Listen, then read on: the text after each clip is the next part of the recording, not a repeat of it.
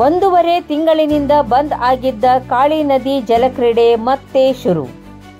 ಜಲಕ್ರೀಡೆ ಬಂದ್ ಆಗಿದ್ದಕ್ಕೆ ನಿರುದ್ಯೋಗಿಯಾಗಿದ್ದ ಯುವಕರು, ಜಲಕ್ರೀಡೆಯನ್ನೇ ನಂಬಿದ್ದ ಯುವಕರ ಮುಖದಲ್ಲಿ ಮಂದಹಾಸ.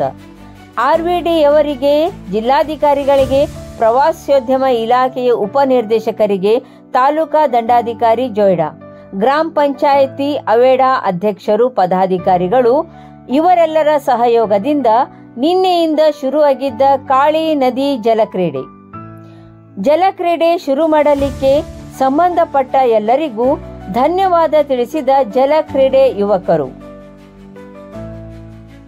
ಒಂದೂವರೆ ತಿಂಗಳಿಂದ ಕಾಳಿ ನದಿಯಲ್ಲಿ ಜಲಕ್ರೀಡೆ ರಾಫ್ಟಿಂಗ್ ಎಲ್ಲ ಬಂದಾಗಿತ್ತು. ಆ ಕಾರಣ ಹಲವು ಯುವಕರಿಗೆ ಕೆಲಸಗಳಿಲ್ಲದೆ ನಿರುದ್ಯೋಗಿಗಳಾಗಿ ಮನೆಯೊಳಗೆ ಇದ್ರೆ ಮನೆಯೊಳಗೂ ಕುಳಿತುಕೊಂಡಿದ್ರು.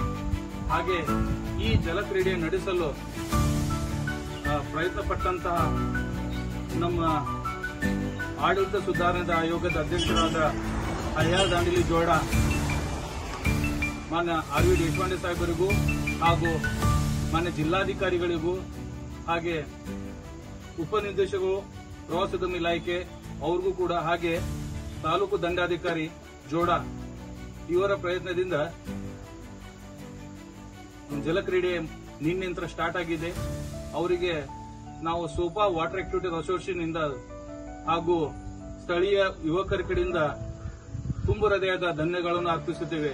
ಯಾಕಂದ್ರೆ ಸುಮಾರು ಒಂದೂವರೆ ತಿಂಗಳದ ಬಂದಾಗಿದ್ದಂತಹ ಜಲಕ್ರೀಡೆಯಿಂದ ಬಹಳಷ್ಟು ಸಮಸ್ಯೆಗಳಾಗಿತ್ತು. ಈ ಉದ್ಯೋಗವನ್ನೇ ನಂಬಿಕೊಂಡು ಹಲವು ಯುವಕರು ಜೀವನ ಸಾಗಿಸುತ್ತಿದ್ದರು.